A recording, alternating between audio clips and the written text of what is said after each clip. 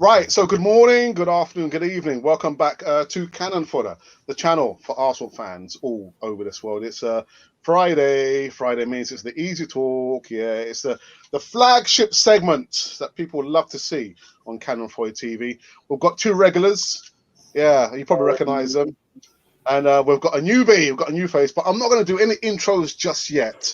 I think it's probably going to be a hot one. I'm kind of feeling it in my bones. We're going to be talking about a particular number 10 player again. Divides the fan base like no other player that I've seen divide the fan base before in my 42 years of supporting Arsenal. But let's get this intro music done, and we'll see you on the other side.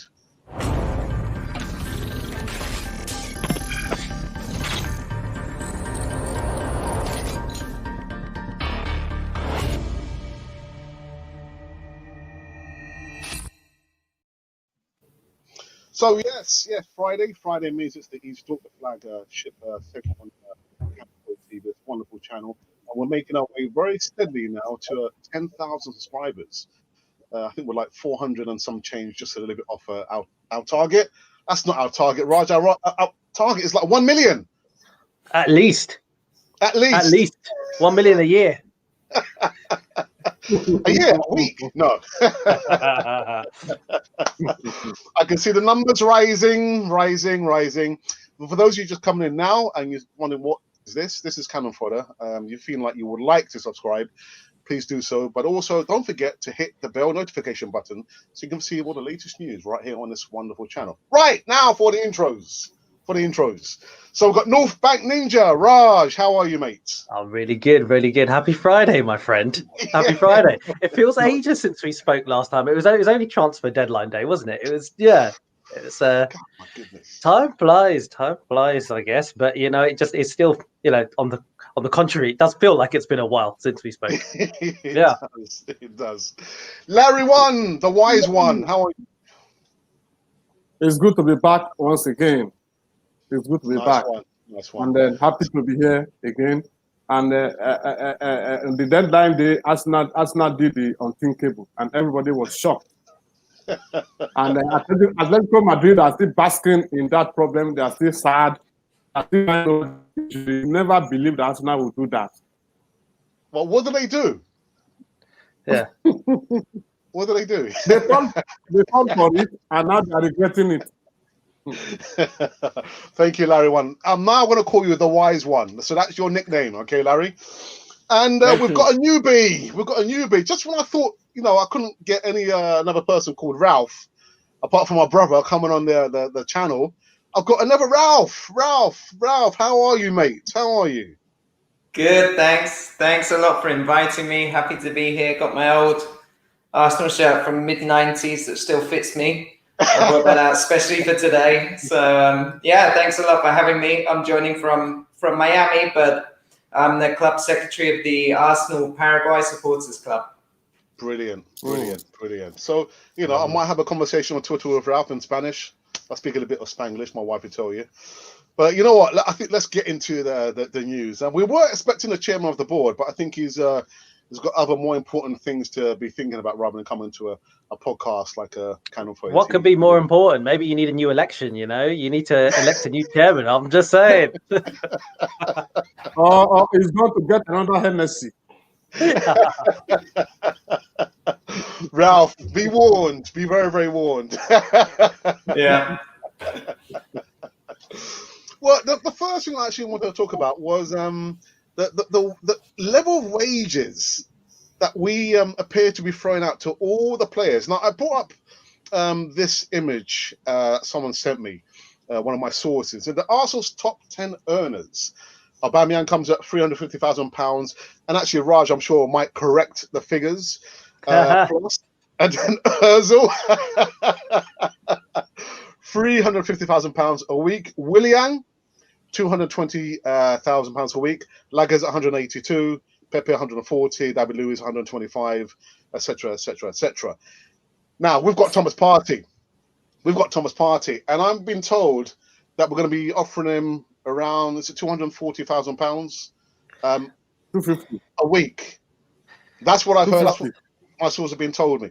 The only problem I have, I've had this conversation with Isaac, who's been joining me on the morning segment, Ralph, is it sustainable that we can offer these level of wages to the players? Is it sustainable?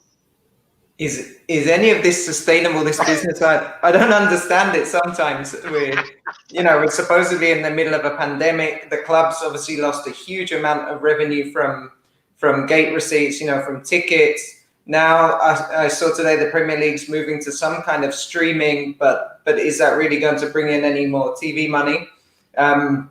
So the kind of short answer is I don't think it is sustainable. It might not just be an Arsenal problem. I mean, we're looking at a lot of clubs that I don't understand how they've all gone and spent so much money in this transfer window and supposedly, we're in such a difficult economic situation, or at least a very uncertain situation, because nobody even knows when fans are coming back.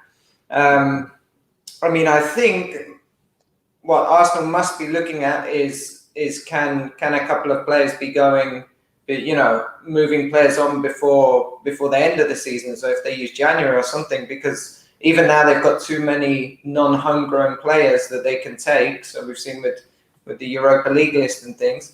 So yeah, my feeling is I don't know how this could be sustainable, and surely there's some idea of some outgoing somewhere else. Raj, sustainable? Yeah.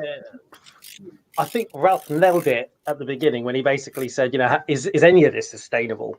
Okay, and I think that's a whole conversation to be had almost separately. And I think, again, he also touched on the TV situation. That's a really, really deep dive. I think we need to get into that at some point.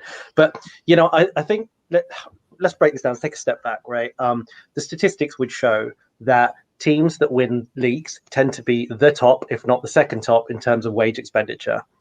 It happens. It's basically, I think there's a statistic which says 95% of top leagues around the world is always won by the team that either has the highest wage budget or the second highest wage budget. So, we should bear that in mind and think, well, if we do have ambitions of doing anything serious in this league, then that's just unfortunately what it takes. And I know it's hard to comprehend some of the numbers that are being thrown around. But I guess on that point, there's a lot of fake news around there, to be honest. And there's just a lot of let's just say creative ways of quoting how much a lot of these players earn. You just put up a little screenshot up there before, and I think that screenshot actually that source that you got it from, because I saw that source as well, has Thomas Partey earning 200k a week. But I've heard other places say 240k, 275k. Similarly, it said David Luiz earns about 140k. Actually, I think his base salary is 101k. So as in, I don't know what makes a lot of these numbers when they get reported. But I think the point is, mate, whether it's sustainable or not, needs must, and this is what it takes these days. There's also an interesting angle if you look at this, that actually if you look at all of our players who have got contracts expiring in 2021, those players off the books accounts for 32 million pounds of wages a year. 32 million pounds worth of wages. So Mesut Ozil on 350k, David Luiz on about 100 odd, Socrates on about 90, Mustafi's on about 90. All of that comes from about 32 million pounds a year. Right. So in theory, we've got to make it work. And I know there's a lot of people saying we've got a lot of players still on the books. You're right. But there's some of these players that we can anticipate leaving, in the next 12 months. There's some of them we may not even directly replace. So it'll be a real net saving. I don't see us going and replacing Ozil. I don't know about you guys, but at the moment he's dead weight in the squad at the moment. Right. So we've got to look at that angle as well, I think, Alex. But before I go to Larry, Raj, the problem, that's what I'm trying to get to, is that when that comes to an end, and there might be some still more mileage in the old legs of the players, who's going to want to buy those players at those level of wages? The perfect example, our number 10, we can't shift him. Mm-hmm. Kolasinac, we can't shift him because of his level of wages. So when we get these players in at Arsenal and we bump up their wages so high, so when their contract comes to an end, who can afford to match those wages there, Raj? There's not many clubs that can do that. You're right. But again, I think we have to almost look at these all in isolation, right? Let's look at the Kolasinac situation. We signed him on a free. Part of the reason why he joined us was probably because we were giving him a nice deal and we could afford it because we were signing him on a free. With Ozil, we were backed into a corner at the time of his contract renewal. There was the whole Sanchez situation. It's very easy now to look at it, look at the numbers, and go, what were we doing? But let's go back in time. There were very specific situations there, and also, guys, I think there is a drive from the club, particularly, when the Sven Mislintat era, that whole thing started. There was this, always seemingly this initiative where we was trying to sign players who would have good sell-on value.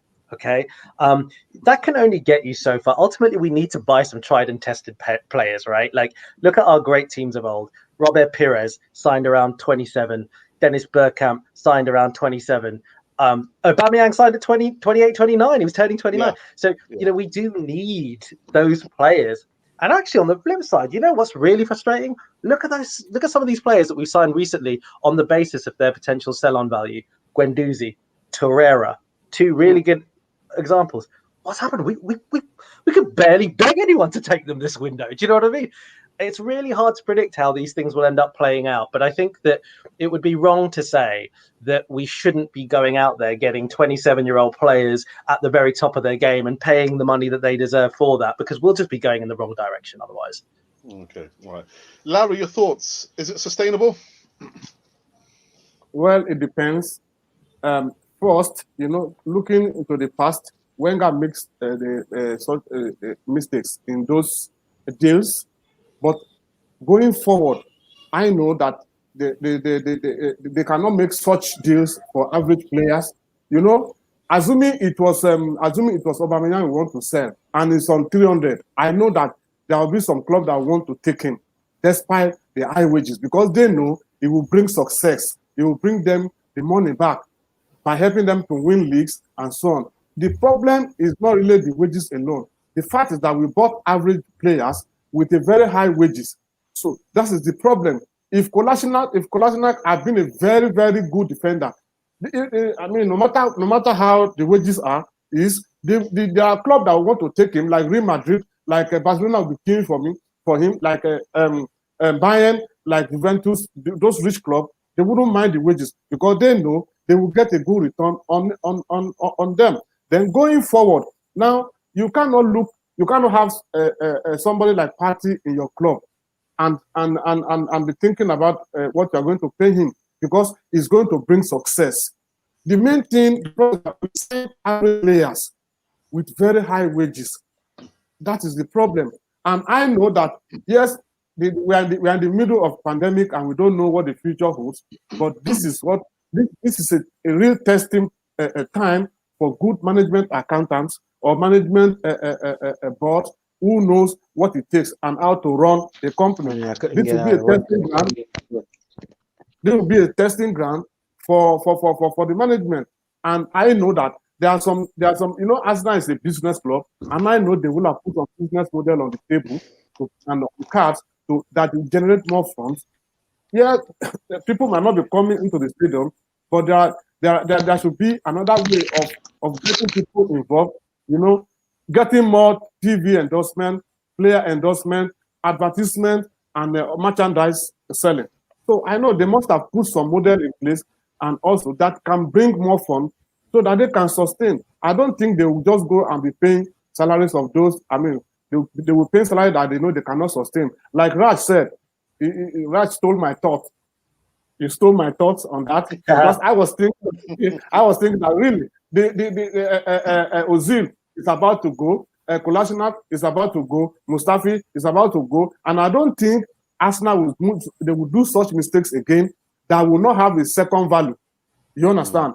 The second value in the sense that if we want to sell them, we can be able to sell them and get some money, good money on them. Like I said, if you had wanted to sell Aubameyang, how much do you think we'll have sold him? You understand what I'm saying? If we have players of top class in that class and we need to sell them, we know how much we'll make from them. The problem is that we bought average players with high wages. Ralph, you said literally when I asked you the question about whether it's sustainable or not, and about this £14.95. Would you pay that money to watch Arsenal on the pay-per-view? Would you pay £14 to see them? If it was a one-off, I would probably happily pay it, because before I would have gone to the game and spent more money just getting to the match, I suppose. but the issue comes that all of us that want to watch football, we have to, we've got the cable, we've got to have internet, then we're paying the streaming on top, and suddenly that adds up, and you start thinking this, I just need one package where I can get all the football and watch. And then there's a huge issue of if I was a season ticket holder and I've already paid for the season, why should I be paying on top this £15? I think that they're going to, it'll be interesting to see how it works, but I think the Premier League are going to find out that a lot of people will find alternative methods to watch this, let's be honest. And I don't know if this is going to make as much money as they're expecting, because I'm sure they've sold this into the clubs as this is a way you're going to try and recuperate some of the lost gate receipts. But I don't know if that's really going to be as sustainable as they think it might be. Mm-hmm. Before I go to the chairman of the board, Raj, haven't Arsenal refunded season tickets? Yes. Well, no. So it's kind of a weird one. So we basically had to pay. So put it this way. Last season, you had the option of being refunded, or you had the option of the club keeping your money and using it for this season, basically this coming season, right? So I actually chose for the club to keep the money and just take it off this season. The likelihood is we're not going to get any games this season, so I will probably end up getting my money back. But it is an interesting point. I think, Ralph, I think I agree with literally 99% of what Ralph said. I think the only thing is, we would get our season ticket money back ultimately, but otherwise, I think Ralph's point is spot on. Like, we pay so much money, right, for all these other channels and whatnot. 15 quid for one game, right, is a lot of money, and also it's 15 quid for a game that hasn't been picked up by BT, Sky Sports, etc. already. So it's the leftover games, right? And I think, the genesis of this all is quite interesting, right? Because obviously the Premier League decided it was going to allow those extra games to be provided for free. They basically said, you know what, there are these extra games that weren't sort of part of the packages. We're going to allow them to be shown for free. So BT, Sky, go for it, whatever. And so BT, Sky said, fine. But obviously now what's happening is, and some of you guys may have even seen this, like, Arsenal, for example, are doing a live screening of the Man City game at the stadium for certain members, and they're charging for it. Okay, so the Premier League are obviously looking at this and going a bit like, oh, hang on. If clubs are going to start making money out of our televised games, then maybe we don't want to give them away for free, these extra kind of games for free. And so I think that's what's kick-started this little proceeding where the Premier League is saying, no, we want money. And then Sky and BT are saying, hey, well, if we're going to pay for it, we're going to pass it on to our customers. And it's working out, as you guys, mentioned, 15 quid a game. And, I'm totally with Ralph, mate. I just think people are just going to find alternative ways to use this. It's not hard to find a stream. Okay, I don't like it. It's annoying. It's delayed. It's not legal. But you know what? You need to clamp down on stuff like that if you want a realistic way of eliminating it. And it hasn't been clamped down on. So given it hasn't been clamped down on, why do you think charging £15 per game is going to work? Right? Like, I personally, I don't see it. Yeah. Welcome, chairman of the board. Rather belated chairman of the board. Oh, I've muted you. Sorry. Oh, one second. Oh, no, you've muted. There you go. Yeah, we can hear you now. Go. You hear me? We can hear you. Yeah, man, I'm here. I'm a little bit late, man, but I always show up. I just got out. I was trying to get here on time, but better late than never, man. We here. Nice one. Listen, chairman, we're just talking about, the wages, the level of wages, whether it's, sustainable or not sustainable. We've got Aubameyang on a certain amount of money. We've got your boy, the number 10, on a certain amount of money. We've got, Willian. We've got Partey, who's on a lot of money as well. But actually, he hasn't even played a game for Arsenal. Is it sustainable, chairman? It has to be. The club got to foresee something that we don't see. I mean, it's just the way it's going at the minute with, players around the league. It's not just Arsenal. I mean, you look at Havertz that just come to Chelsea. He's on 300 grand a week. If we gave that to Ozil, and, we all was up in the air about it. So I really don't think it's a problem. When you look at the way some of these wages that have been reported too have been blowing out the waters, like, Partey with 200 grand a week. And then you look at William, they say he was on 200 grand, but then you hear the truth about it. He's really not on 200 grand. It's all the insensitive that they add into it. So we really can't listen. It's not my money. And I'm not going to try and get into the club pocket. They coming out of my pocket, you know. Obviously, they wouldn't do something that they know that Arsenal is a cheap club. We got cheap owners. If they know they couldn't pay it, there's no way they was going to give it to a player like Partey or a player like Williams. So somewhere, there's something that we as fans, there's only so much that we know. And when it comes to Arsenal, when I see it in the news, when it comes to Arsenal, and somebody report a player wage at Arsenal, they report every bonus that they can ever hit. That, like every single one. Like for William, they say get $200,000 a week because we're gonna win the league within the next 3 years and get in the Champions League and do all this. Some of this stuff is unrealistic. That the bonus that they put in it. If he gets it, if we win the league within the next 3 years and win the Champions League, you can pay him $500,000 a week. I don't care. You know, he's doing the job. You know, when at the time when Ozil got $350,000 a week, he was doing the business. We were happy as fans because we just lost Sanchez. All of us were happy that he was staying. We didn't care that it was $350,000. The problem was he stopped performing, and then it became a problem because he's just here at the club. So I really don't think it's not that big of a deal if the club couldn't afford it. But then you look at quality players. You're not going to get a player like a Thomas Partey, 27-year-old, one of the best midfielders in the world, and you're not going to pay him $200,000 a week. It's just not going to happen. We're not playing FIFA here. These guys see the market is set with other players from other clubs. You know, a player like Paul Pogba, a player like, you know, and you have to say, Arsene Wenger said this a long time ago. These big clubs are destroying what, you know, people like him try to build. You know, Jose Mourinho's and the Pep Guardiola, the Manchester City, their owners, the Chelsea owner. Those are the people, you know, PSG owners. Those are the ones that really ruin this market, because now that you set the bar so high, players that come to your club, well, I want to be on the same amount or right in the same bracket that this player at this club is on. That's the negotiation that their agents are coming up with. So you either got to pay the premium or you got to just sit back and try and let your young players grow up. But then at some point, they're going to need a renewal also. You know, Saka, after 4 or 5 years, we're going to have to be paying him $150,000 if he continue on what he's going on now.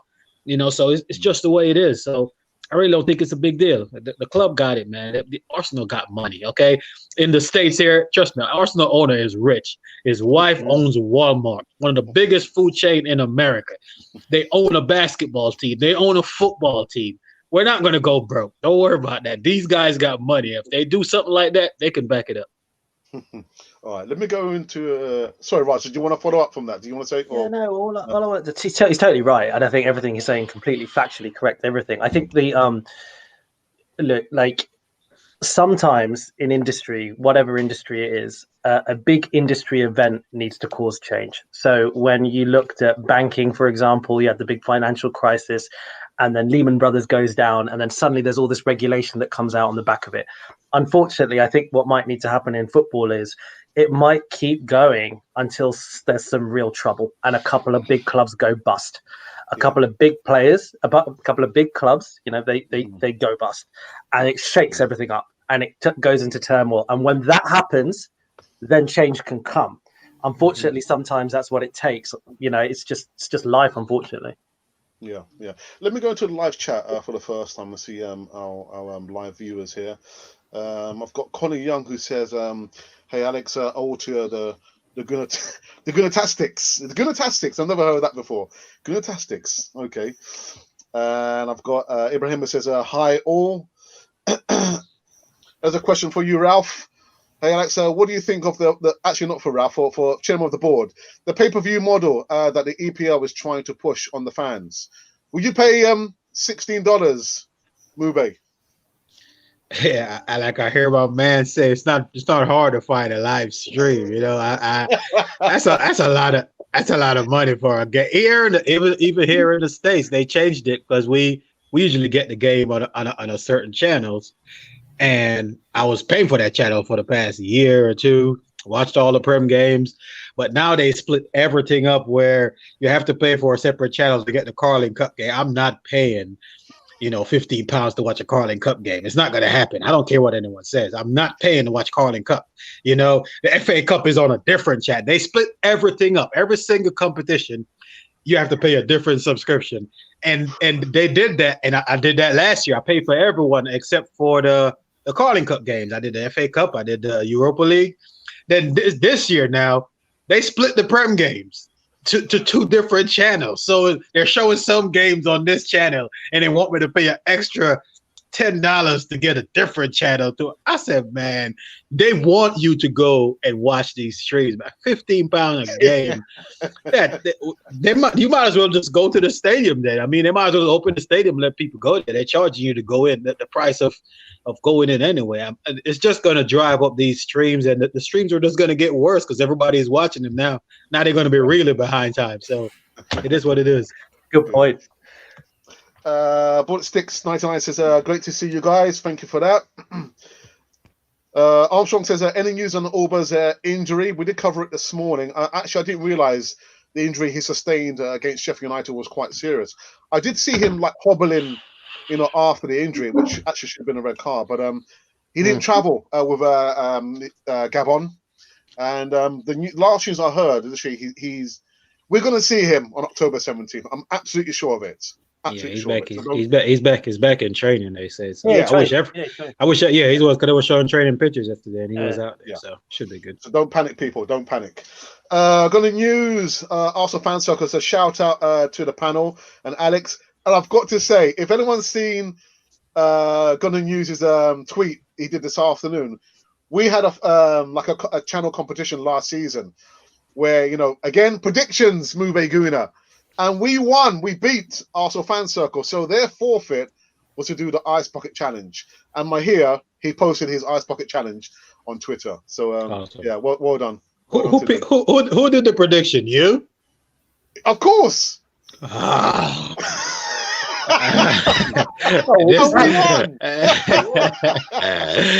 Hey, Alex got a 2-10 record from last season. He got like 2 games right when we were doing it on this channel. I don't know how he won that. That's bad. Anyway, back into the live chat. The Assemble says that we all seem to forget that the Cronkies are competent business men. This is all by design, not error. Yeah. They've got money. They've got money. They do. They have money, and they know how to spend it properly. Trust me. People complain about them. Trust me. The same thing that us Arsenal complain about is the same thing that they're doing here in the States. And they football team was just in the Super Bowl, which is like the Champions League final. They were just in the Super Bowl not too long ago, and then they turn around and blow that team up, get rid of the players, build a whole new stadium, and now they're building back the team again. Like, the Denver Nuggets, they were just into the conference final of the NBA. Arsenal winning the FA Cup. They're getting a lot of stick, but they're real business people, and I don't trust them. Don't get me wrong, I don't trust them as much as none Arsenal fan does. But we have to give them a chance now that we have the right manager. Let's give them a chance and see what they do. Well, it's interesting, isn't it, Ray? Like I didn't, I read a lot about the owners and their background and where the wealth come from, etc. But Stan had this silent Stan. That was his whole thing, right? And then I saw the documentary on the LA Rams, and there was that. He was basically giving a speech when they were opening their new stadium, and he was emotional. He was like crying. He was like just being, and I was like, wow, I didn't pick that. He actually looked like a pretty nice guy, seemed like a pretty nice guy. But I think it's interesting what they've done with the Rams. And, they've got that Coach McVay, is that his name? He's like a really progressive young coach. It's interesting that then they've gone and backed Arteta, haven't they? Like, it's a quite an interesting thing that. I mean, it's an interesting point from the Assembled. It's all by design, not error. I'm not exactly sure what the context of that is in terms of Arsenal, but yeah, I think they are fantastically competent businessmen, clearly. Mm-hmm. Ralph, you're out there in the stateside, Miami. Is there a large Arsenal community in Miami?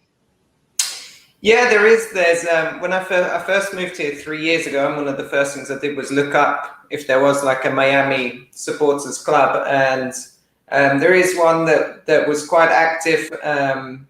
When I first joined 3 years ago, they had like an Irish bar close to downtown where people would go watch the games. You could sign up for the mailing list, which I've done. Then things got a bit difficult because that bar shut down, so they were finding new places to go and watch the games together. And then, of course, now with the pandemic, we weren't able to do anything. Like, for example, the FA Cup final, we couldn't get together. But yeah, there's plenty of fans here. You have a huge football or soccer, as they call it here, community in Miami, because there's a large Hispanic population. So you have lots of people from Colombia, Brazil, all over Latin America. They're also really into football. They've just the new club debuted in the MLS this season, which is the one that's the franchise that's owned in part by David Beckham, and they've signed a couple of big players, Matuidi and Higuain. So that's generating even more interest, I think, in the sport down here. Okay. I say down here because we're in the south of the US, but I suppose it's across for you lot. All right. Moving on to the next segment, actually, we wanted to talk about, quite controversial. Early this week, I had opened up my phone. I saw that Gunnersaurus had been sacked by Arsenal, and then we got Partey in the same time. And I thought, oh my goodness, Gunnersaurus, he was like 30K, a year. And the report I read there mentioned a particular player. In that context, you've got Gunnersaurus, who's been sacked, and Mesut Ozil, who's on 350. I think, why are you mentioning Mesut Ozil in the context of that? It wasn't necessary. So I actually stood up for Mesut Ozil, MOBAY GOONER. I stood up for him. And then a few days later, I see that our number 10 has put out a statement on his social media that he's offered to pay the salary for Gunnersaurus as long as he remains an Arsenal player. Now, I'm thinking, if you donate money to charity or you give money to good causes, it's not necessary to broadcast that to everyone. You do it because you want to do it, not to broadcast or not to play games. And it really, really annoyed me. It's not necessary. So it's clear, if no one can't get it now, you can see now the relationship between the club and the player has broken down. It's broken down. Larry, what is going on, Larry? Like I said last night, his PR, his public relation, score an own goal. And then he shot himself in the foot. There's something that we used to say in our area. We say somebody that they want to eat and is rubbing himself with pepper soup. That means you are making the job easier. So they have a very bad relationship, and then you went ahead to put such thing on Twitter. One, you did not even take permission from the club. He's not bigger than the club. He's trying to play places as if the club was wicked and bad. But meanwhile, the club did not sack that man. They just told him to go away for some time because his job as a Gunnersaurus is, and the mascot, is to entertain the fans. But the fans are no longer in the stadium. Just go away for some time. When the fans are back, we'll call you back. And you went on Twitter and make it look as if what the club has done is bad. And you say it's so sad that after 27 years, blah, blah, blah, blah, blah, blah, blah, blah. What he did was bad. And he has a big motive behind it because he knows what he's doing. He didn't do it by error. I didn't even consider it as a PR. He just did it to play Arsenal as a bad team or as a bad club because he's already falling out of grace with them. So he's trying to carry everybody along. He's looking for those that will pity him. That's what he did, and the whole thing has backfired. And he's going to go. He's going to leave the club because he's no longer wanted. And this has shown that he has killed himself and he has killed his career. Raj. I think that, we love to paint people as the hero and the villain, football in particular, but life, right? And I think with Mesut Ozil, listen, I think it's important to note he does give a lot of money to charity. He does do a lot for charity. He does a lot for people. So one, he's probably a really good bloke. But two, quite clearly, in my opinion, this was a publicity stunt. And both those things can be true. He can be a really good guy, but this could still be a publicity stunt. And unfortunately, I think it was. And I think, Alex, you made a really, really good point there about the public kind of, making it so public. Maybe you could say that he did it because he knew Arsenal fans would get a lift, thinking the Gunnosaurus had his job back. But let's take a moment to think about the other 55 people who got made redundant who don't wear a costume. You know what they're thinking? Oh my God! Like, why is it the guy who's dressed up as a dinosaur gets his job paid for? Like, what about me? Anyway, like, I know that's kind of a tangent, but to be honest, I do feel it was a bit of a publicity stunt, and it shows that the relationship has really, really degraded between him and the club, and it's sad and it's weird. It's really weird, like where we are with him. You mentioned before, it's one of the most bizarre things that you've kind of seen as an Arsenal fan with regards to a player. I completely agree. It's incomprehensible that we've got to this point where you've got a 350k a week player that we are not involving at all, and it seems really amicable. Like we've touched on this before, it seems really, really amicable. And so it's just weird. And I'm with Larry. It's a strange publicity kind of move. It's a strange thing, and very sad. Ralph, what are your thoughts on the situation? What are your thoughts? I mean, I agree with Raj that it's such a strange situation in that there's not been any true transparency. Whenever you ask Arteta why is he not playing, is there something you don't like about him as a player? He never says, there's a particular style of player I want to play and he's not part of it. He hasn't gone that far to say it doesn't fit into his style. You assume there's maybe some kind of attitude issue, but then at the same time, he played him at the beginning and you don't hear of any kind of specific incident where they might have had an issue or club discipline, which something did come out with Guendouzi that we heard was maybe the issue there.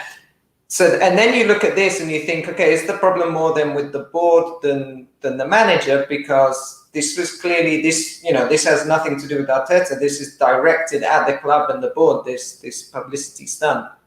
And then maybe it goes back to when the players were asked to take wage cuts and he was kind of leaked as the person that didn't want to take a cut, which I thought was unfair at the time, that he was picked on because it probably was a group discussion at that point and somebody's obviously fed his name to the media. So maybe that breakdown in trust goes back to them. But it's such a strange situation that there hasn't been much transparency. I can understand in a way his position of wanting to stay from, also we forget very often, footballers are human beings. He might just like living in London. His family might be settled there. He might just think, why should I have to go and move to, I think he was linked with a club in Turkey, or probably won't want to go back to Germany after everything with the national team. So why should he have to move, because of this? So there might be something there. But it is strange that he must know at this point he's not going to get a game this season, or it'd be very unlikely if he plays. So that's of course going to affect him in his professional career. MOBAY GOONER, chairman of the board. Yeah, my favorite topic.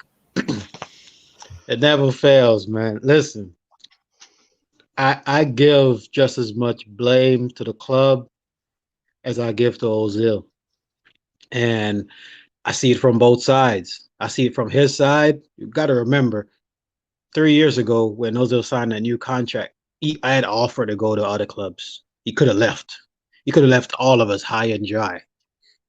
When Sanchez left, we was at a low. This club was at a low. If Ozil and Sanchez had left that season, but no one remembers that. He made a sacrifice. He really did. $350,000 a week sacrifice, but he did. He could have left because clubs wanted him at that time. Clubs could have signed him for free. He had his options to go anywhere because we didn't have him on a contract. He could have walked away for nothing. And he stayed. And he stayed, played well for a while, and then he didn't play well again. And of course, he fell off. Is he the worst player at the club? No, but that's the way it's painted now in 2020. Mesut Ozil is the worst player in the Premier League. That's what the club has done to his image. And you have to look at it like in a way where you can put a Europa League team and you can validate for me. I don't care who it is, but can nobody validate for me that you're going to have a Europa League team with Joe Willock in it and El Nene and all these players and injured Mustafi and injured Marie, and you can't find a place to put you or highest paid player in a Europa League team? No one can tell me that this is about football anymore. It's not about football. It's not about his ability. It's not about Arteta can't fit him in the system. It's not about he's over it. It's not about he's washed. This is definitely about something that none of us know nothing about.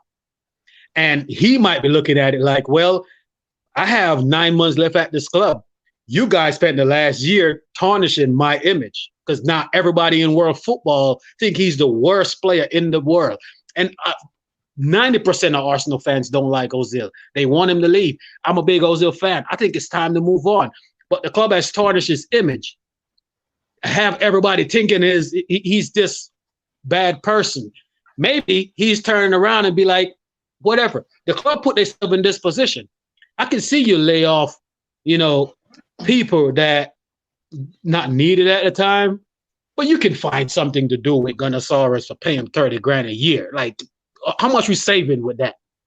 Well, how much are you saving? You got to think logically.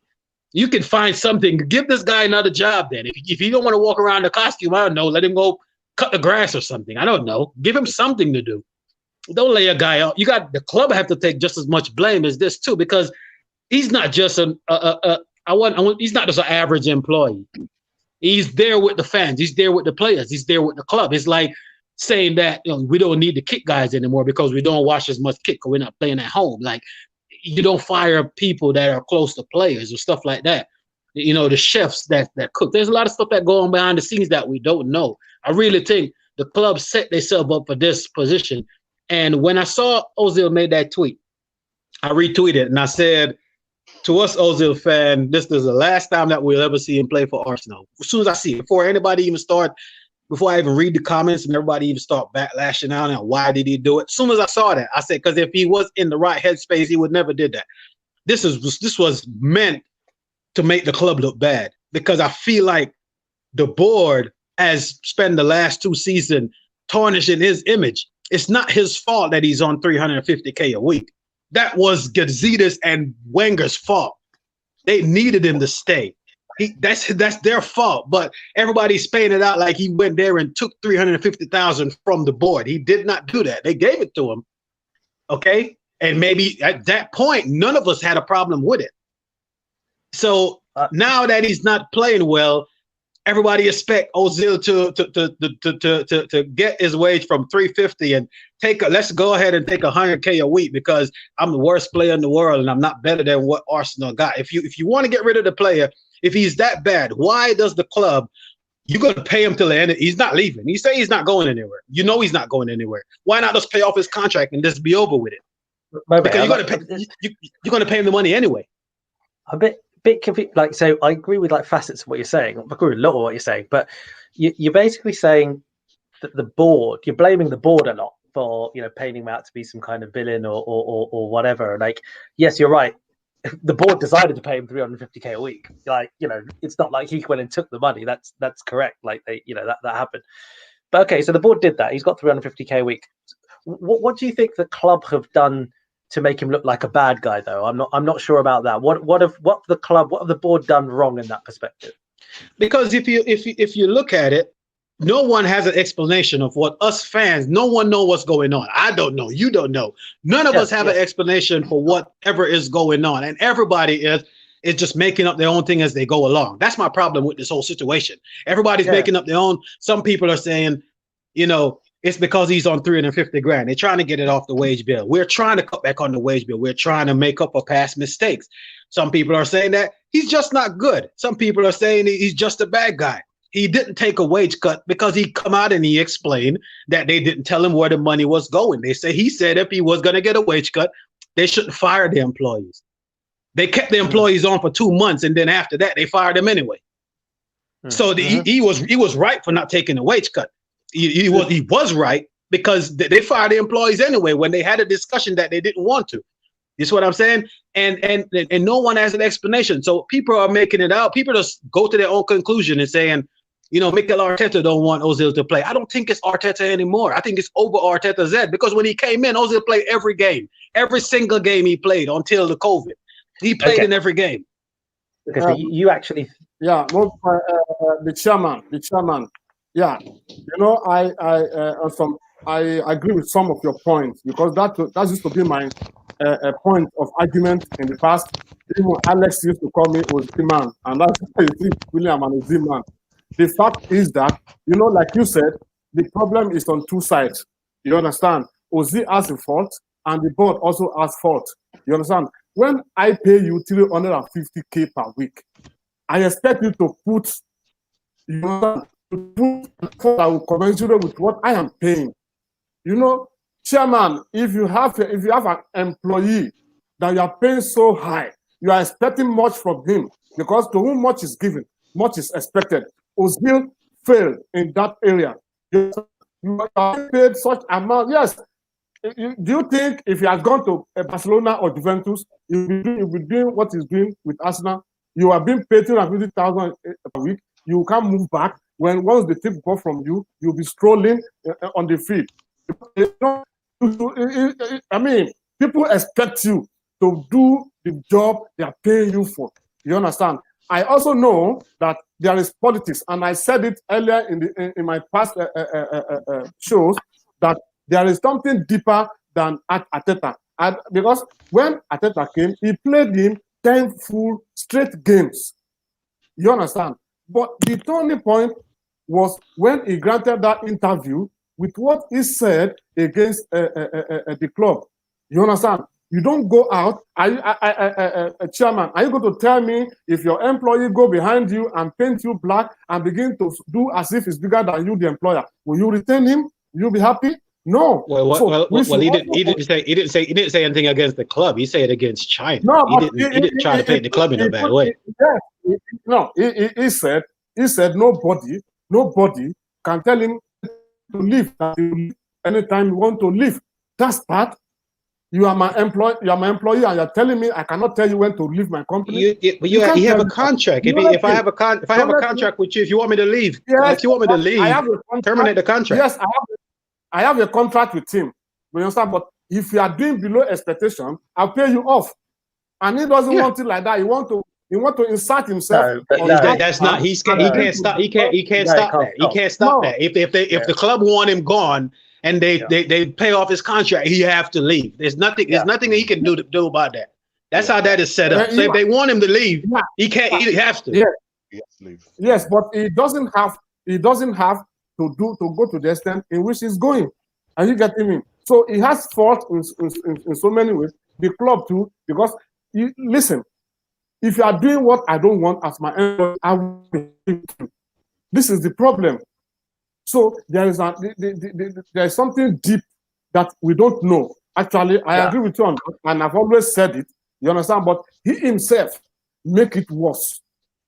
He makes it worse.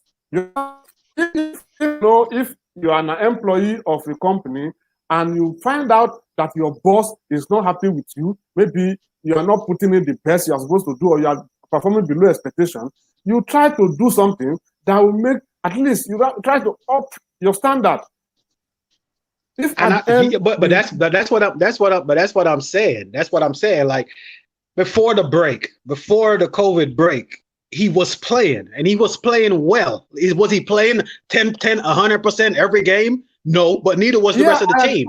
But he was playing in games, and then we come back, and he hasn't played at all. That's what I'm saying. You going from playing 90 minutes to not even being involved in the squad. You know, that's what I'm saying. It has nothing to do with his footballing ability. But at that point, Chairman, at that point, why didn't he sit down and think what would be responsible for this? You understand? Because if my boss likes my work and then all of a sudden I saw that he's turning his back at me and I can't see, I have the right to ask. You understand? I have the right to know what's happening. Why didn't he do that? Okay, fine. On the other part, I can't blame him for that pay cut because it's his money. He has the right to know. And I think he demanded that they should give him the reason why he should give them the pay cut, and they didn't want to do it. Yes, he's under contract, it's his money. You understand? And I don't think that is what they, but there's something that is not open to anybody. You understand? Yeah, and even that's exactly what I'm saying. Yes, Ateta is just in the middle. But there's something that we don't know, something that they're not telling us, and that's what I'm getting at. Yes, I agree with that, and that has been my point of argument in the past shows. You understand? But he doesn't have to make it worse. This is my argument. You understand? You could keep quiet. You can be, do your normal thing as the contract permit. You can be doing according to your contract. You don't have to go to the extreme. And now he makes it, because Alex knows my opinion about Ozil. I was still insisting that since they are bringing Partey, that Ozil can still be in that team. But when I saw his last 2 shots, I had to retreat. Raj. I think that it might not just be one reason. It could be a couple of reasons. It doesn't necessarily have to be one thing. And I think that there are some things that we know and there's some things that we're guessing. What we do know, MOBAY made a really important point. We discussed that before. He was playing under Arteta, and then the break happened, and then he wasn't. Now, what may genuinely have happened is that we did change tactics when we came back. We did change. We weren't playing the same way. So a genuine thing that could have happened is that in that break, when we were making that transition, Ozil, for whatever reason, didn't fit into that plan. Maybe it's even more than that. Maybe he was opposed to being asked to do something. We don't know. We don't know that, right? But we do know that he was playing a lot and then he wasn't. What I don't necessarily buy is that there's been an instruction from the board that says don't play him. I don't believe that. I don't believe that would happen, because if that did happen, Ozil could very easily have come out and said that by now. There's nothing stopping him. He could have said, "Listen, I'm able to play. I'm really up for playing. There's something that, the board don't want me to play." There's nothing. He can do that. He can absolutely do that. I don't think that is what's happened. I don't know if there's a case here where they may have had a really mature discussion about, does he have appearance fees? Does he have all these other kind of bonuses where the club have said, "Listen, if you're not going to be willing to take a cut on your wages, we can't afford to play you. We can't afford to play you because of these." I don't know. I'm guessing. That's why I say we just don't know what's in that contract. We do not know. We don't know. We do not know. But that's what I'm saying. The image that has been painted from the outside looking in. Look, the wage thing came out, and it's not just him that didn't take a wage cut. More players did, but nobody knows about the other players. It's absolutely. How did that come out? As a club, as a board, as something that we know nothing about this club, but the only thing that we know is that Ozil did not take a wage cut. We do not know how much the players took. We do not know how much wage cut Aubameyang took. Nothing came out. The only thing that came out of that whole meeting is that Ozil did not take a wage cut. Why is that? How did that get out? How did that get out? Well, but you're also you are making an assumption though that the board leaked that, right? It could. There's a number of ways that could happen. A player could have said to a mate and said, like, "We're all willing to take it." That idiot wasn't. That could have happened, right? We are still guessing the same way that we don't know a lot of these details. We don't know that for a fact. We don't know the board. We're like, let's make him a scapegoat. We don't know that for a fact. It's better it would be better for everybody to move on. But at the same time, I live in America. If I'm working for someone in America and I'm getting paid well, and all of a sudden they don't like me and they try to tell me to move to England with my family, and I don't want to move, and I like it where I'm at. If you got to pay me for another 2 years and I like where I'm at, take the football thing out of it. As a personal, he got a wife, they have a kid, they live in London. If you pay me a contract for 2 years and I like where I'm at, and all of a sudden I was the best player at this club at one point, I was the face of Arsenal at one point, and all of a sudden you don't like me. All of us, you change owners, you change managers, you don't like me for whatever reason, and you try to send me to Turkey or send me to China or send me wherever, and I don't want to go. You cannot get me to go. It's just the fact of it. If you want me to go, do what you have to do it the legal way, which I was trying to tell my guy. They owe Ozil $13 million right now. Arsenal can pay him that tomorrow, and Ozil will be out of that club. We'll never have to hear from him again. He'd be out of the club. He'd be gone. He can live in London all he wants, but he's not an Arsenal player anymore if they pay him $13 million. So if they want to get rid, they got to pay him until June anyway. So why can't the board just come up off the money and just go ahead and knock it out? Why not?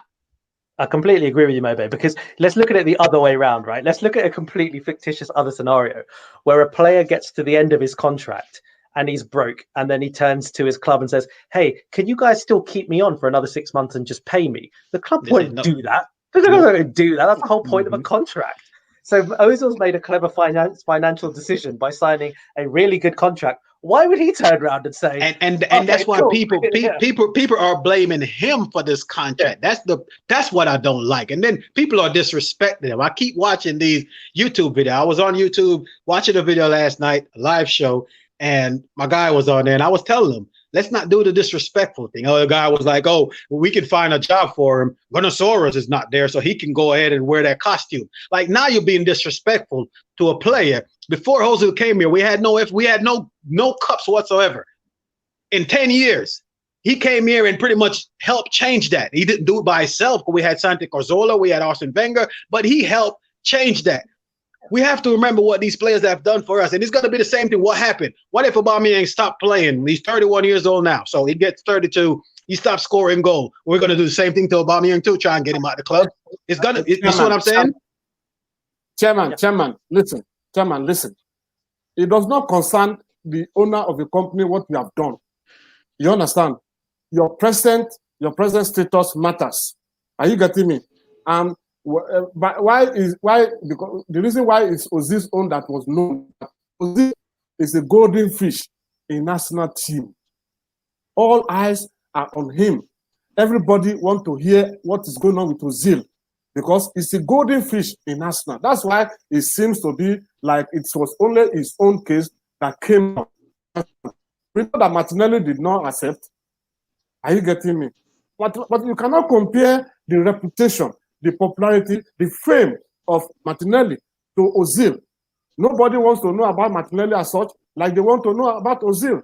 You understand? So I think that was responsible for reason why it was his own case was amplified. Are you getting me?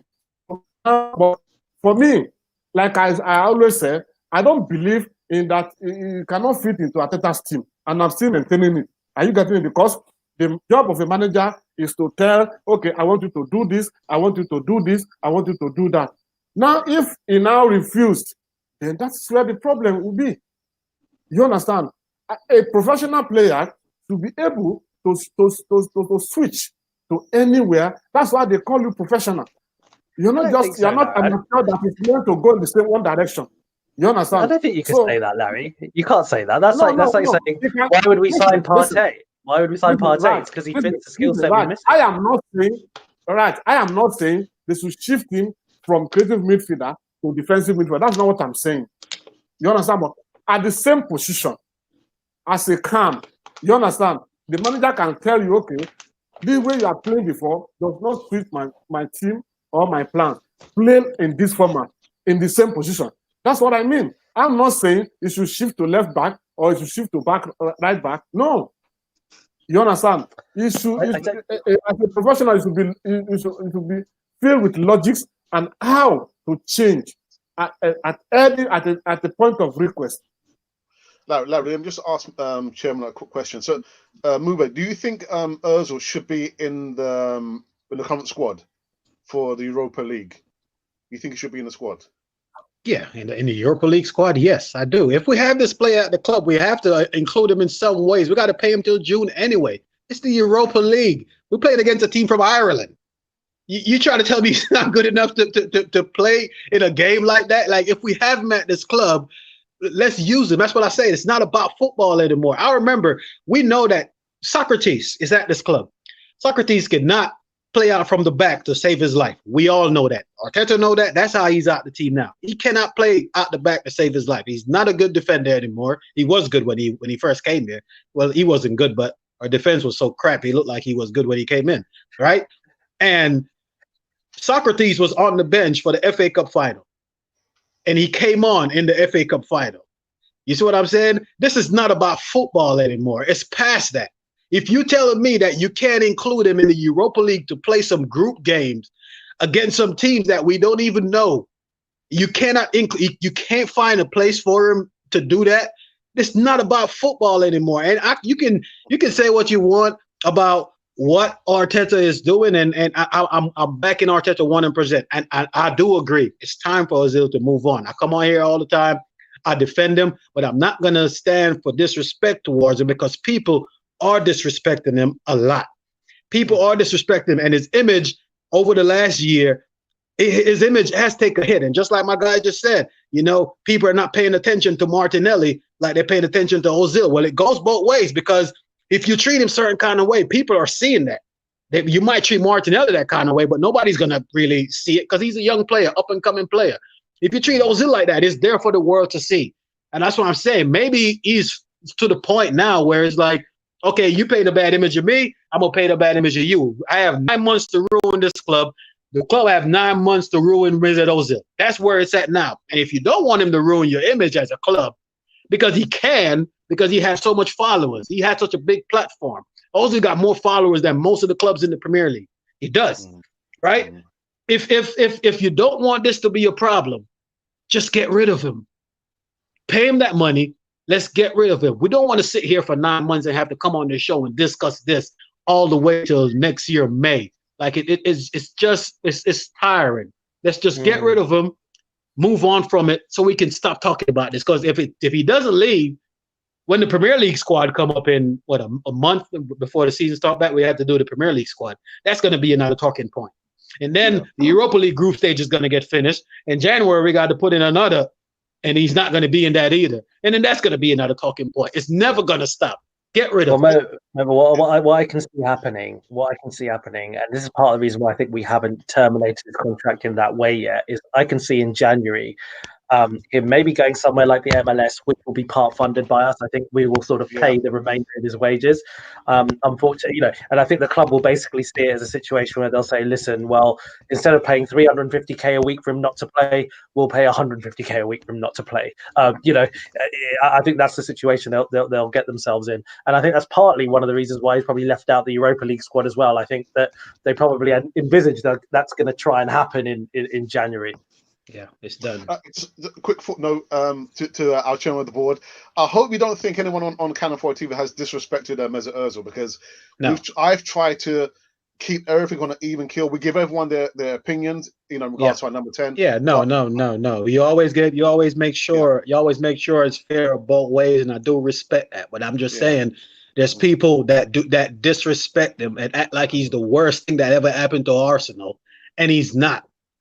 He's not, and I'm never going to pay him that way, and I do not respect nobody that paid him that way. There's people that literally hate this guy. I'm watching shows, and people, I hate Ozil. How can you hate someone that has done good for you in the past? You cannot hate him. You can hate him as a player, but you can't hate him as a person. And I'm not going to stand for disrespect. I'm not going to stand for disrespect. I'm not going to do that. Not going to do that. I actually had a word with the person. I said, you can't say you hate this person. Maybe you don't like what he does, but you can't say you hate the person. And the person said to me, I'm not going to stand for disrespect. Yeah, there you go. You can say it's time for us to move on. Let's get rid of him out of the club. He's not the same player he was anymore. We need to move him on so we can stop discussing this. But as long as he's an Arsenal player, I just want fans to just respect him. You don't have to like him, but just respect him. Let's not talk about him. He's done. He's gone. You have fans that are always going to bring him up, because you have people that actually loves him more than me and you guys used to. People actually will die for this dude. People really like him. You know what I'm saying? So it's always going to be an argument about him. If we want to get rid of that out of this club, let's just pay him off, let him move on, and then we move on with our club. Yeah. Well, listen, Ralph, it's your debut performance, appearance on a Canon 4 TV. I hope you haven't been scared away. No, this is, when you sent me the topics before the show, I thought this one's going to be the one that everybody has a different opinion on. I mean, it's like you guys are saying, there's no, he's like Marmite for those of you in England. It's like love him or hate him kind of thing. There's no real middle ground very often with Ozil, which is, this is always that kind of topic, right? But I read yesterday. 1 minute, please, Alex. Yeah, go on. Alex, please. Chairman, talking about respect, I am with you on that. Because when I saw that his name was not on the Europa list squad, I was very, very sad. because you can't tell me that Joe Willock is better than Ozil at this present time as we speak. You understand? So they should at least put his name and then use it to respect him in the last days. But on the other hand, he did not help himself. So that's just the thing. That's the fact. Okay. Let me just try and go back into the live chat and try and pick out. It's just gone crazy in the live chat, about Mesut Ozil. My goodness. Which one can I take out here? All right, here's one here for your chairman of the board. Just totally agree, chairman. Yeah. I'm not always right, but I'm always stand by that point. No disrespect is tolerated around Canada for the TV. We're not gonna have that. And DWTT says 350k a week. Is it a sacrifice? What comes with a salary for that amount? I think that was sarcasm, wasn't it? Yeah, it was. Yeah. I got you, MOBAY. I got it. Anyone think Ozil can perform in the capacity that Arteta expects from his players? Our players now have to play both offensively and defensively, along with practice as well. MOBAY. That is true. That is true. But that's what I'm saying. If we don't know what's going on behind the scenes, we don't know what's going on. But we've seen players that still don't perform on a daily basis. I keep watching Joe Willock miss 5-yard passes. I know he's a young player and he's going to improve, but he needs to go out on loan. Okay, he's not ready. Joe Willock has played almost 70 games for Arsenal. 70. Yes, he hasn't started all of them, but out of all the young players, Saka, Martinelli, and Ketia, all of them, he's played the most game out of all of them. On every manager that we ever had, he has got his chance on the Emery, on the Lundberg, and he's getting his chances on the Arteta. And we still doesn't know what Joe Willock. None of us know what he does well. If somebody can come and tell me what kind of role in midfield does he do and master it, but that's what I'm saying. We don't know what's going on behind the scenes. I'm not going to try and beat a dead horse. Let's leave it alone. He's not good enough to play for Arteta. Let's just get rid of him. Simple. Okay. Well, can I just add that, to be honest, like, I do think still whether or not Ozil can fit into Plan A,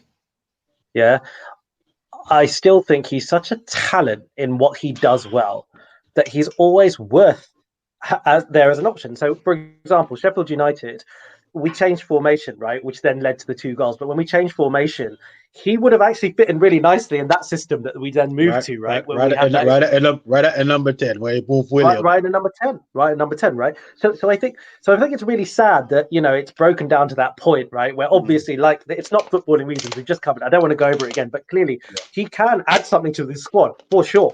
I don't think he fits into Plan A, but he totally can add something to this squad. Yeah. Okay. Isaac says, I totally agree with Larry. We pay average players very high wages. Alex, I still remind you about Guendouzi grabbing MOBAY by the neck and bragging that his salary can pay the whole of Brighton's team.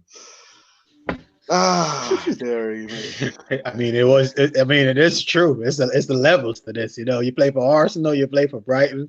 I mean, it's just not the same. I'm just mad that he went out there and said it, but I'm sad about Guendouzi too, man. I actually like Guendouzi, but I hope he can come back. I really do like Guendouzi. I think Guendouzi is better than Willock. I know what Guendouzi does well. I still don't know what Willock does well, man. And Alex already know I'm all for these young players. I love these young players. Niles and all of them. I love these young players, but for some reason, Joe Willock just does not tick the box for me. I don't know why. I share your thoughts, Chairman. I share your thoughts on Willock. I've not seen anything spectacular about him. After that goal against Liverpool, young stars last was it Carabao Cup or something last season. I've not seen him doing anything. He's not improving his game. Resilience is better. Ketia is trying his best. Martinelli is good. You understand? AML is good, but he's not doing well. And I don't know. Arsenal should loan him out. Let him go and learn.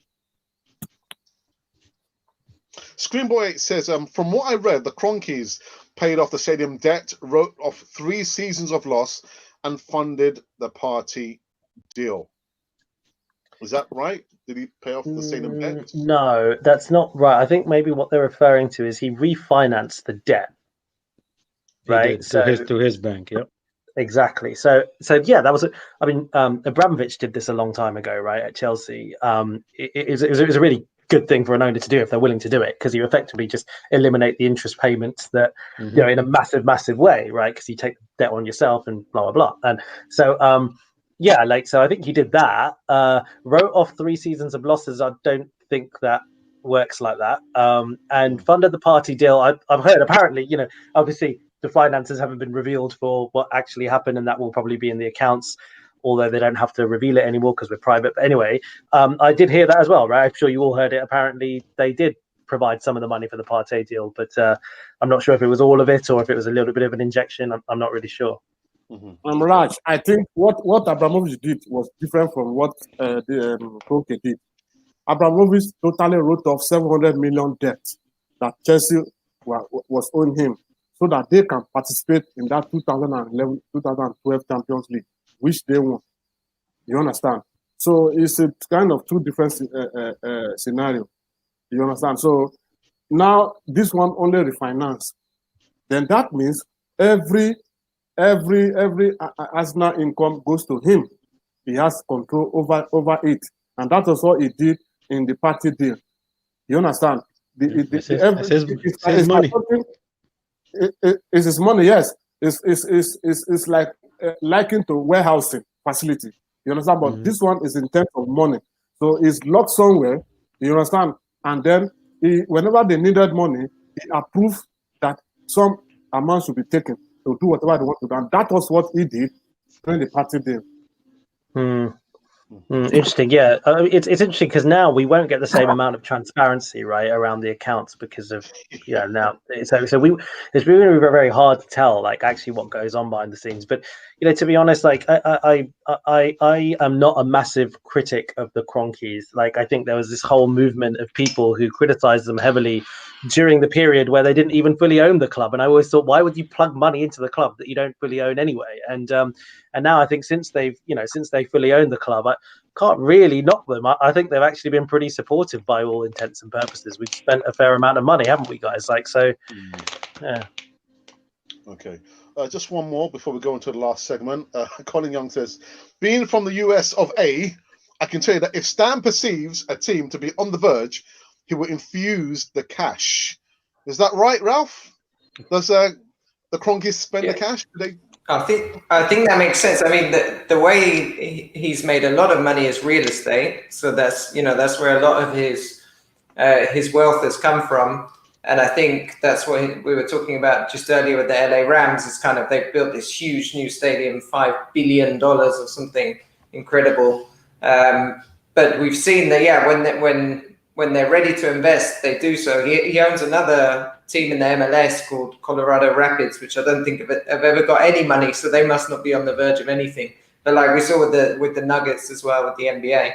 So I think it's a fair point that they're going to invest when they see there's the foundation to invest into. And that's maybe where we've got to with what we're talking about with the Thomas Partey deal, is they've seen, okay, this is something that can really make the difference. Okay. And he was the owner of the Nuggets when they got Allen Iverson. Is that correct? And that was like a huge deal back in the day. Back in the day. Yeah. They've got the money when they need it, right? So. Hey, he gave us the money to spend. We just didn't spend it properly. We had people that wasn't managing the money properly. He's pumped money into this club. Look at the players that we have signed over the past 5 years. Did they work out? No. We spent $30 million on Xhaka. We spent $30 million on Mustafi. What people the thing is, when players come to this club and we pay a lot of money for them and they don't work out, people just forget about it. They just don't care. Like if Partey was to come and flop right now, nobody would even remember the $45 million that he spent on Partey 2 years ago. They will. That's the thing. We just forget about it. But he has brought some players to this club. They haven't all worked out, but let's see, man. They changing their ways. Like you say, they pay off the debt. The club owes him money now, which is a good thing. All the interest is gone. So, he's just gonna, as long as he just give us a little bit. We don't need that much money. Just give us a little bit. Give us, I don't know, I think another 50 in January just so we can go get OR. I don't need much, just another 50 million or something. You know? Only 50 million. Takes me nicely on to the last segment. Still Lenny says, remember, no Thomas, no party. I was just watching him just now. They got bagged 3-0. Oh man, I turned it off after the third goal. I want to know the score, man. I didn't want to know the score. Oh, and trust me, that was a live stream. I wasn't paying for that.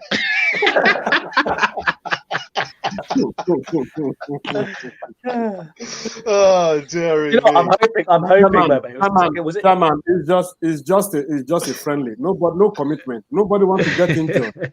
I was about to say, I hope it was just because he couldn't be bothered to get injured. You know what I mean? Like, yeah. Assuming, imagine that party comes back with injury. What do you think we're going to do?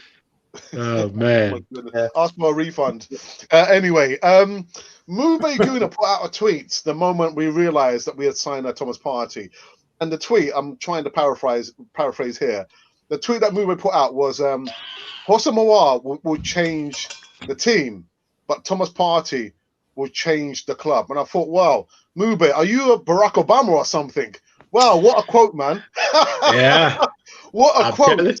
I'm telling people from day one, when they try to tell me to pick one, it was always going to be Partey, man. He is what we have missed over the years. Hossa Mawar is one of those players that we have bought before. We have seen him before with the Nazaris, with the, getting Ozil in here, with the Santi Carzo. We've seen this player before, and it just hasn't transformed us because we never got that other piece.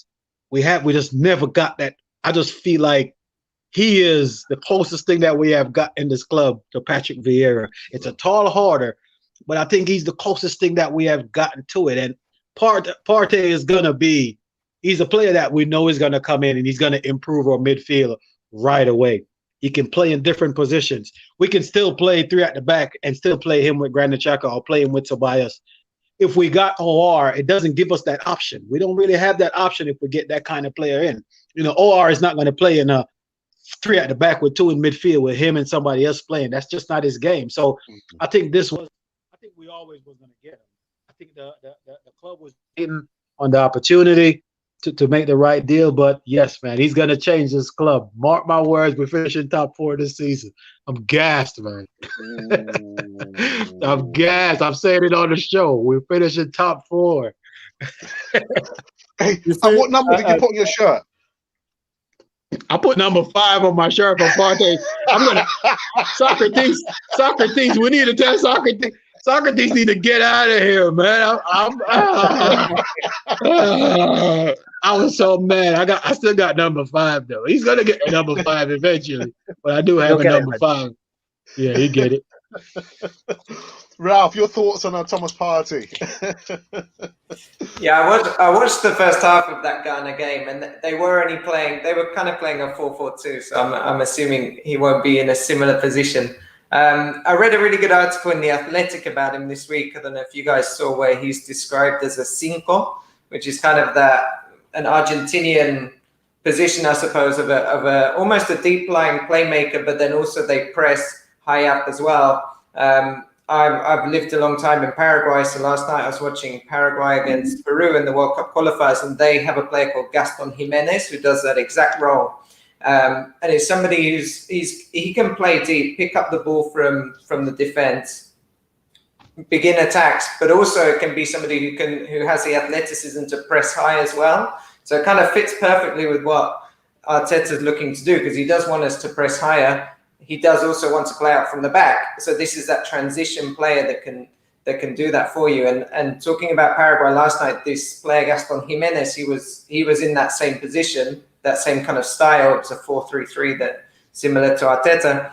And he ended up as a player with the most forward passes in the game, but he was also the deepest of the 3 midfielders. So I thought it was very interesting watching that and thinking that's how I could imagine Partey transitioning into this team. And I think, like MOBAY is saying, I mean, he's gonna sit really well with somebody like Xhaka, who maybe doesn't want to do that deeper work and that higher press. He kind of struggles having to do both roles. He can play with Ceballos because Ceballos can can then have a bit more freedom, which is where he's going to get better. I think it's a great signing, and I think it is definitely very exciting. I'm not going to risk saying top 4. I don't want to jinx it or something, especially not first time on the show. But I think it definitely it's a move in the right direction. Absolutely, absolutely. The wise one. What do you think? Thomas Partey will bring so many things to the club. You understand? First, he will bring respect to Arsenal.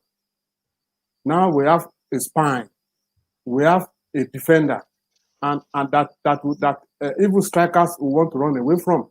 You understand? And also, he has brought glory to Ghana, because now in Ghana, every Ghanaian want to watch Arsenal. So that has brought so much followers or fans, more fans into Arsenal again, because now also every team that will want to play us now will think twice. Even the strikers will think twice, because they know Partey is there, and also moving forward will not be a problem. That's my thought on it. Okay, NORTHBANK. There's a lot of things I love about this deal, right? Like, I think, you know what's really nice? Thomas Partey never seemed like he was trying to push for a move out. And I think that is really nice, to be honest. Even as an Arsenal fan of a club that have bought the player, I think what that shows is that we're getting a really good guy. You know, a guy with a lot of integrity. He never came out in the press and demanded to leave, but it seemed like quite clear that, you know, if Arsenal came up with the money, he'd go, and he wanted to join Arsenal. But, you know, he never threw his toys out the pram. So I think really good guy. Listen, like we very rarely get a player at the peak of their powers, right? We very rarely get that. And we talked about Ozil being very iconic in that way. Sanchez did to a certain extent. Aubameyang, even though he was 20, 28, 29, yeah, you know, more or less. There's not that many players that we get at the very peak. He is, and I love what MOBAY's talking about, how, you know, make change our club. Patrick Vieira is arguably the player that we've struggled the most to replace ever, you know, in the Premier League era. Thierry Henry, obviously, you know, from his ability and what he achieved was amazing, but we've had other strikers. We've had other very good strikers. We've had, you know, Van Persie, am I allowed to say his name? You know, we've had Aubameyang, obviously now. But Vieira, we never replaced because players like that are so rare in what they can give you, right? Like, you know, we talk, you know, Ralph was talking about different options that we might be able to play with him in midfield. We may be able to play completely different formations with him that we didn't think before. We can go to 4 at the back now. Arteta might have the confidence to do that. We can put 3 in midfield. He'll be playing with 2 other midfielders, right? Do you know what I mean? He can do that for us. It's a massive signing. And I think one of the nice things is us as a group here, I think one of the things that, you know, we've all agreed on, it feels like over recent shows, is Partey was the number one that most of us wanted, right? When it was a Partey versus our argument, I think all of us were saying Partey for these reasons. So it's really nice that we've got our first choice, and I completely echo the things the guys have said. You know, I think it's going to be a wonderful signing for us. Yeah, brilliant. MOBAY, any Hennessy? Oh, we got it's never too far away. Hello, okay. It's never too far away, baby. You know, I sit right here beside it. You know, it's never too far away. Listen, man, I drunk enough when he signed. Trust me, I had me a couple of shots. I joined the party, but he's our number one guy. He's always my number one guy. I feel like Ceballos is not the same player as OR, but they're very similar. And I think people are saying that we still need an attacking midfielder, which we still do because Ceballos is not our player. So I think if we can play 3 in the middle, give Ceballos that little bit more freedom to go a little bit more forward, because he does play deep. He is taking the ball off the center backs. He's been asked to do a lot of stuff that he's doing it well. Don't get me wrong. He's doing it well, but that's just not his game. I seen him play for Spain. That's the first time I saw him was playing for Spain in the Under-21 Championship where they won. And he was playing as a winger. He was playing as a left winger. And he was the player of the tournament, that championship. Like this guy, he knows how to create. He doesn't score a lot of goals, but he can make a pass. The problem is he plays so deep for us.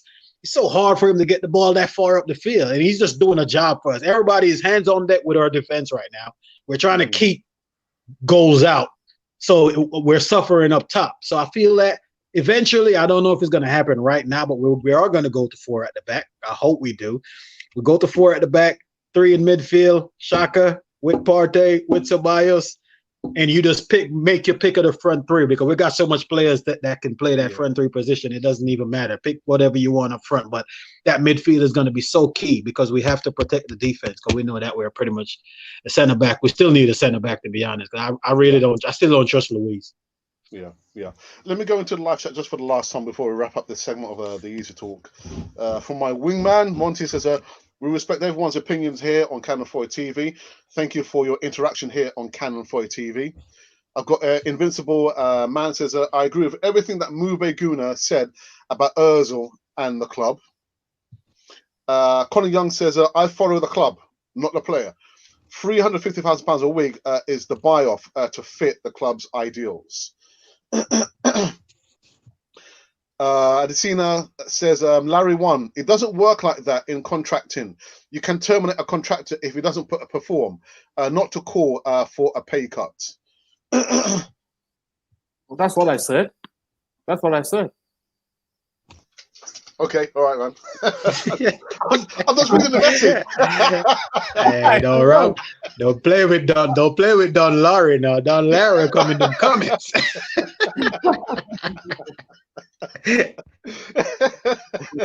DWTT says Arsenal's current management team has changed, so with that, changes are being made. Some will like and some we don't. Yeah. Just the last few before we finish this one. Look here. Turan Hakim, good evening to you, my brother. Hope you're well. Says, hi, Alex, and good evening. Please, I totally agree with what MOBAY is saying. Our coach has personal issues with Ozil. There is no great player like Ozil. MOBAY didn't say that. MOBAY didn't say that. But is that your friend?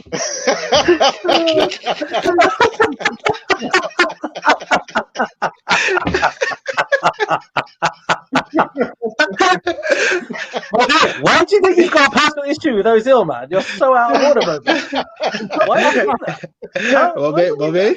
MOBAY didn't say that. I did not mention the coach not one time. MOBAY didn't say that. Oh, dear me. Just the last couple now. Paul 699 says, love the Ozil saga, causes huge division. Real shame.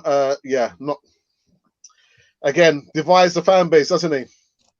Cyril says, classic was going to Schalke. Who organized this? Ozil, that's who. I'm not going to read that one. I'm going to read that one.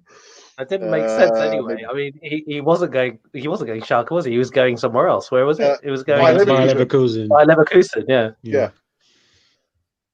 Here's one here for you, NORTHBANK. Yes, NORTHBANK Ninja. Thumbs up. Oh my goodness. Ahmed said Arteta should be fired because he's mistreating Ozil. No way. I'm the biggest Ozil fan on here, and that ain't happening. Okay, Yeah. Time for Ozil to go, buddy. It's time to go. I'm tired of it. This guy you saw them. They fist bumped the other day, didn't they? This is what that guy is doing. Yeah. David, Ralph, here's one for you. Zaha in January. That'd be nice. I don't know where that comes from, but that could be nice. You get a very talented player there with lots of experience in the Premier League. I always wondered why he hadn't moved on to a bigger club before, to be honest. But let's see. I think we've got a very clear kind of structure in terms of who people are scouting. I mean, well, we've changed our scouting network now, but this, Partey, for example, he was there for pretty much 2 years that Arsenal have been tracking him. I mean, we've got a very set idea of who we're looking to get. I don't know if Zaha's on that list. I wouldn't mind though. Raj, for you? I think there might be better ways of spending the money. I do like him. I just don't know how much he'd end up costing. Do you know what I mean? And I think what will probably put off a lot of the big clubs is that it didn't work out at Man United. And people will. Exactly. Yeah, do you know what I mean? Like, and I think people will ask questions about that. Big clubs will wonder whether actually it's his level. So I don't know. I can't see us doing it. There was allegedly we were going to do it the summer that we got Partey, right? That was sorry. That was his chance. That was his chance. Yep. Yeah, the summer that we were going to get Pepe apparently, but yeah, I don't see it. No. Okay. For you, wise one. Well, I think we don't need Zaha again because we should allow Saka to develop. I'm telling you, because they play the same role. Let Saka develop. We don't need to spend money on Zaha again. Yeah. Okay. Yeah. All right. We've seen this story. We've seen this story before with buying players that we don't need. How much attacking midfielder did Wenger buy? Like every year we was buying. We had Carzola, we had Ozil, and we kept buying attacking midfielders, and we never ever bought a defensive midfielder. Wingers is not our problem right now. I know people like him because he's an Arsenal fan, but look, we got to look past that, man. We need a defender and we need another midfielder. Spend the money where we need it. It's time to stop wasting money. And he costs too much, too. They still want $50 million for him. No way. Agree. Tyrone Powell says, "Party the new generation, or the new general. Well done. And you know what, guys, we've come to an end. We've come to an end to Easy Talk. Quite a fiery Easy Talk this Friday evening over here in the UK time. Oh my goodness, dearie me! I think I've aged like 10 years, man. God. It's the Ozil effect. Yeah, the negative effect. Hey, guys, you know, And the party's effect. guys, it's Ozil's birthday next week. I've been knocked in the middle. You have been knocked in the middle. Party on the other side. Other side. Ozil's birthday next week. Say again. Ozil's birthday next week. Thank you, Raj. Thank you for reminding me. Thank you. I'll make sure I'll be on the show next week, Alex, with my Ozil jersey on. You know I got plenty. There's no show next week. You know I got plenty of them. I got like 5, 6 of them things. Yeah, that's like 5 too many, man. But anyway, that's a different story. Listen, guys. So we've come to an end on this Easy Talk this Friday evening here. I saw numbers go up to like 120, 150 live viewers at any one time. Thank you to each and every one of you there tuning in. Before I wrap up this one, I want to say a big thank you to Ralph. Ralph, thank you so very much for coming on to the Easy Talk. Really, really good sharing the platform with you, man. Yeah, pleasure. Thanks a lot for inviting me. I've enjoyed it. I'll be happy to come back on when you guys invite me. It's been great fun. Yeah, I think you say when we've calmed down. I'll be waiting a long time for that, I reckon. Brilliant. And the wise one, as always, Larry. It's always a pleasure to have you on Canon Fire TV, man. I'm okay. Fine by me. Anytime. Always available. Nice one. And Raj, man, as always, man. Quality. Love it. Thank you. I love the company tonight. You know, I love this company all the time, and it's great meeting you, Ralph, as well. I hope I've got a friend to hang out with in Miami the next time I'm down.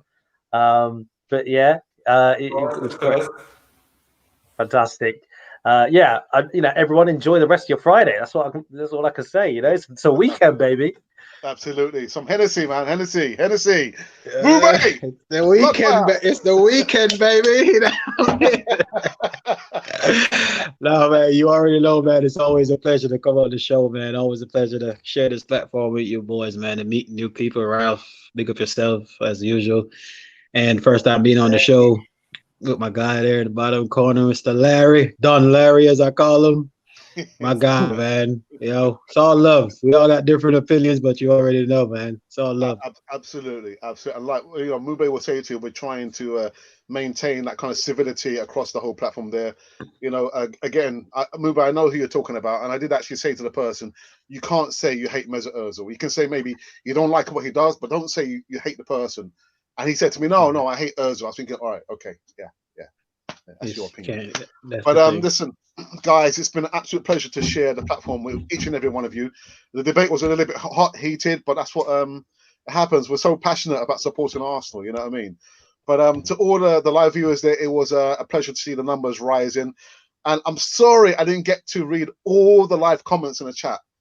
I didn't get because it was so fiery. There was just too many chats, Raj. I couldn't read all of them, man. Ah, dearie me. You're too But anyway. popular, bro. You're too popular. That's the thing, isn't it? But not me. It's all you guys. You guys make Canon 4 TV. It's not me. The community is growing every day. The community is growing. Yeah. Well, you got the chairman of the board anyway, you know. So No. You're the superstar, my man. You're the superstar. Nah. I wouldn't go that far, man. Anyway, guys. So to those of you who are thinking, you know, should I subscribe? You know, I don't know, man. The Canon 4 TV. Subscribe.